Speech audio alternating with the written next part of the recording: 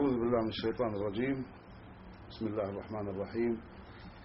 شكرا للزميل المحترم محمد هايف، ووقوفي اليوم بين أيديكم في هذه الندوة هو للتأكيد على أن سنظل مدافعين عن عقيدتنا وثوابتنا وما وعدنا الناس عليه، ونعتقد أن هذا دور أصيل للنواب وخاصة في مرحلة مثل هذه المراحل. اللهم اجعلنا مفاتيح خير مقاليد شر.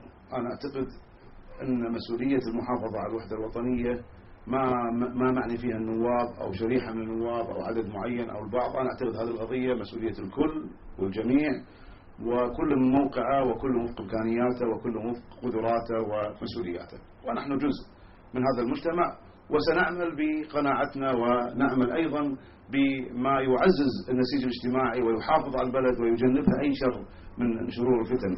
ونعتقد ببساطة شديدة، وأنا رجل من عامة المسلمين، لست يعني بعلم المشايخ الأفاضل اللي نسمع ونطيع علماءنا الأجلاء، وببساطة شديدة أعتقد أن علي مسؤولية وواجب في هذه القضية.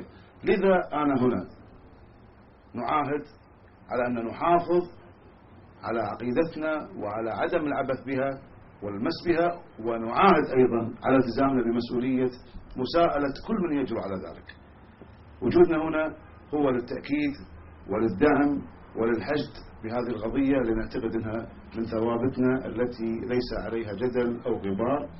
أيضا ما يعني أود الإطالة عليكم، ولكن أنا أتمنى من الله عز وجل أن نشهد استقرار ونشهد تنمية ونشهد أيضا عدم عبث في عقيدتنا، لأن ذلك سيسحبنا إلى مواجهة نحن جاهزون لها، لكن أنا أعتقد أن هذا العمل في نوع من التدبير والتخطيط يسحب له المجتمع، بدليل أن يثار بلحظات حاسمة مثل هذه اللحظات.